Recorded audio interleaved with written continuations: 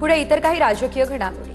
राज्यातील जिल्हा परिषद अध्यक्ष आणि पंचायत समिती सभापतीचे आरक्षण जाहीर। 4थ्या जिल्हा परिषद अध्यक्ष पदासाठीचे आरक्षण घोषित। ग्रामविकास विभागाकडून अधिसूचना जाहीर। राज्यात सर्वसाधारण प्रवर्गात महिलांसाठी ठाणे, सांगली, कोल्हापूर, धाराशिव, लातूर, अमरावती, गोंदिया, गडचिरोली या जिल्हा परिषदांमध्ये अध्यक्षपदाचं आरक्षण।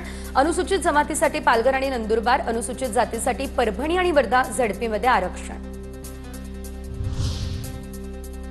छत्रपती संभाजीनगर, रायगड, सिंधुदुर्ग, नाशिक, जळगाव, पुणे, बुलढाणा, यवतमाळ जिल्हा परिषदेत अध्यक्षपद सर्वसाधारण गटासाठी राखीव, तर रत्नागिरी, धुळे, सातारा, जालना, नांदेडमध्ये अध्यक्षपद ओबीसी महिला प्रवर्गासाठी राखीव।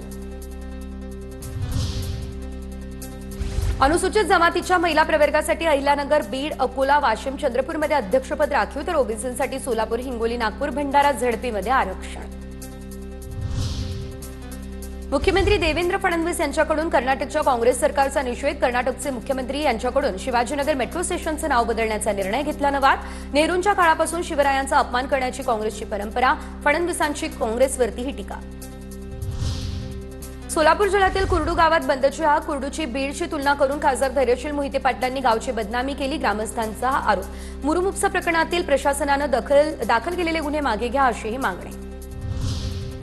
कुर्डूमधील मुरुम उत्खनन बेकायदेशीर। माढ्याच्या तहसीलदारांचा अहवाल TV9 मराठीच्या हाती। उत्खननाबाबत पूर्वपरवानगी घेतली नसल्याचा या अहवालामध्ये उल्लेख।